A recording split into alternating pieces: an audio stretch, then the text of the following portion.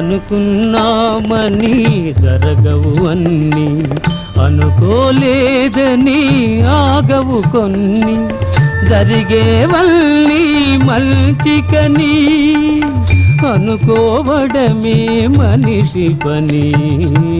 నీ సుఖమే నే కోరుతున్నా, నిన్ను వీడి అందుకే వెళుతున్నా. నీ సుఖమే నే కోరుతున్నా.